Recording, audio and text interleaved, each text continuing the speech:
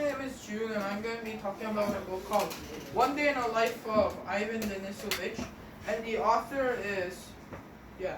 So the summary is Ivan Denisovich be in like labor camp, which is concentration camp, for 8 years, and he starts the day off like feeling bad, and he feels sick, and he wakes up late. And since he woke up late, as a punishment, he has to clean the guard's room. And he didn't complain about the camp because they gave like hot food.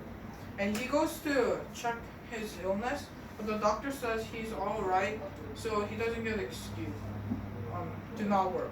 Later, Ivan and others go to the construction site for the mortar for extra food, and he smokes and talk about his inmates. Then he goes to sleep, like thinking about the day. So analysis is one of the themes in thing. It is survival. So the prisoners, they were working for extra food and had to like save food for later on. And like the food was described specifically because the food was like precious to them, and they did everything for it. So the characters are Ivan Denisovich, which is the main character, and he was in prison for 8 years.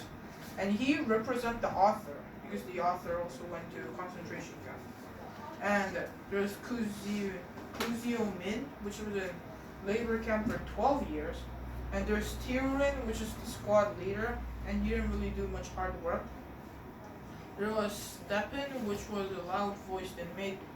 Aloysia, like he hid his book behind like the cracks of the walls, and he also spent Sundays with the Baptists. And Caesar, he had many nationalities, and he was making a film, but then he got arrested.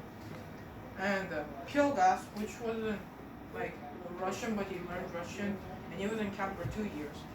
So the settings is in the 1950s in Russia, and they were in labor camp.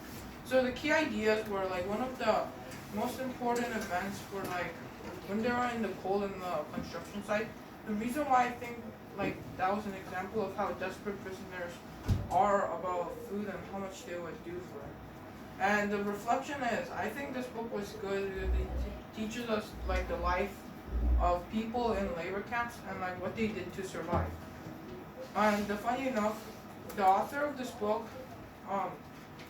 like represents Ivan Denisovich because he also went to labor camp for 8 years and 3 years in exile. And he wrote this book because it like raised concern about labor camps and the Soviet Union. And he even got a Nobel Peace Prize, and I recommend this book to others because it teaches them how people in labor camp were treated and like how they acted there.